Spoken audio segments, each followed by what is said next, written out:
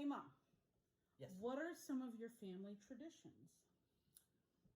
Well, my family traditions pretty much all stem from my father and the Slovak part of my heritage. And they have to deal with food, mainly. Mm-hmm.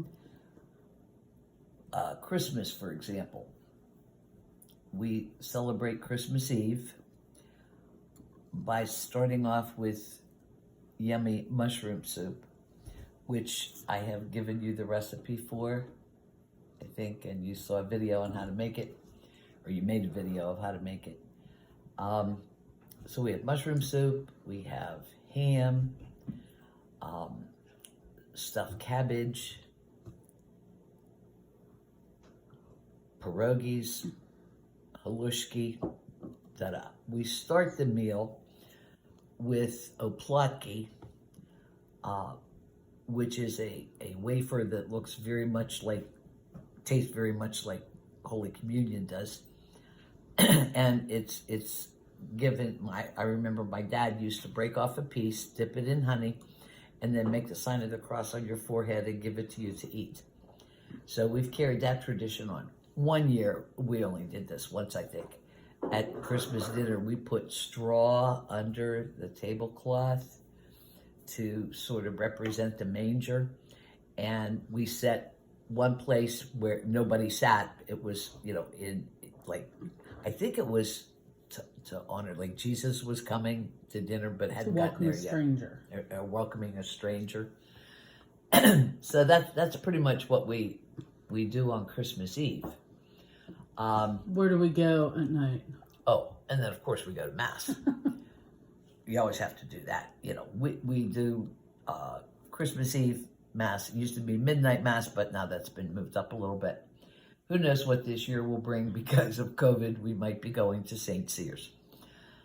Then Easter is another holiday where we have a lot of traditions, Slovak in nature.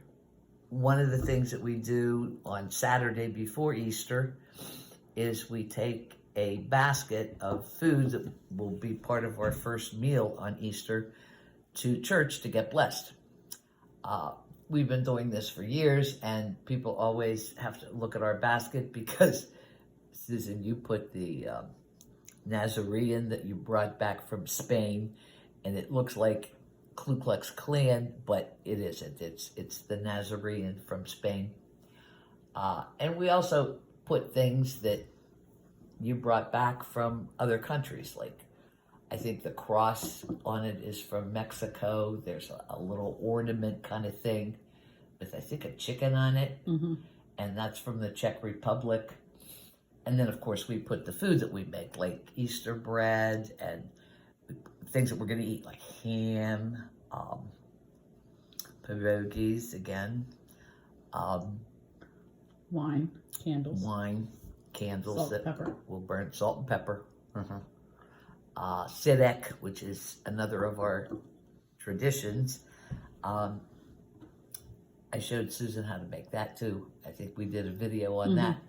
It's called Easter cheese. The recipe is in the church cookbook in case you can't find it somewhere. That's where it is. That I put in years ago when they printed that book. It's eggs and milk and salt and vanilla, and you cook it for a while until it sort of looks like scrambled eggs, and then you dump it into a colander that's lined with a cheesecloth, and you bring the edges of the cheesecloth up and sort of roll it around, rotate it around in the colander so it sort of forms a ball, and then you hang it on the handle of a cupboard in the kitchen and let it drip, let all the liquid drip out of it, and then refrigerate it and eat it, and it's yummy goodness. It's really good. And then, of course, Easter, it's not only Easter Day, but another of our traditions is you spend most of that latter part of Holy Week in church. We go Holy Thursday, and I remember one time when my brother David was little and we were going into church, and he said, "Is today a holy day?" And I said, "No." He said, "Then what are we doing here?" And I said, "This is what we do. We go to church on Holy Thursday." We have also, we don't do this every year, but we have made the church walk where you go to, you're supposed to go to like 7 different churches in your community, and you stop at each church and you say a prayer. But we try not to go to St. Vitus because it's spooky. There's nobody there, and they have all their statues covered up with purple, and it's kind of creepy. And then Friday, of course, Good Friday, we spend that afternoon in church. In the evening, we go to the Tenebrae service that Susan has been a part of since it started at our church. Whether that will continue now that we're one parish, who knows. And then, of course, on Holy Saturday, after we get the basket blessed in the afternoon, then we go to the Easter Vigil service at night, where you have to go because you got to see if the priest is going to catch himself on fire when they light the fire, because that happened almost to Father Phil, because he would flap his arms around, and we really thought it was going to be stop, drop, and roll Father Phil. So that's pretty much our traditions, dealing with holidays, dealing with food, dealing with church, all things that are very important to us. Can you think of any other traditions that we... Christmas morning brunch. Oh, yeah. On Christmas morning, I've been making this thing for years. It's like a quiche. And so we put that in, we make it the day before and stick it in the fridge. And then Christmas morning, you take it out, and while we're opening presents, we bake it in the oven, and then we have that for breakfast after gifts are opened. And then Christmas Day, we do dinner. We've done this for years with Ron's family. We take turns. It's down to 3 of us now, maybe only 2, who knows. But we do Christmas dinner, and the Davis family, their tradition was an instant replay of Thanksgiving. We did not like that because basically Susan and I don't like turkey that much.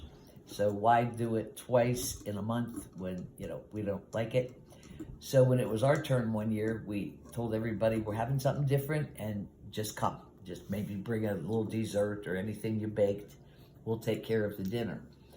So the first year we did, it was our turn, we did Italian, which ended up being a big hit because when it was our turn coming up again 4 years later, everybody asked, are you going to do Italian again? So they really liked it.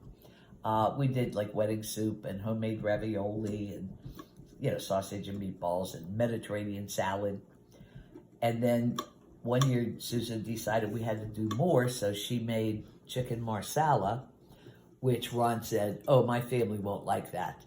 Well, actually they did. They liked it so much that they all asked for leftover containers to take home. So that's sort of what our tradition as far as Christmas is. We do it with the Davis family, or the older people, not the young ones. They do their own thing with their kids at home. But again, dealing with food, although this time we go Italian. Can you think of any other traditions? Those are pretty much, I think, related to holidays and food items. Yes.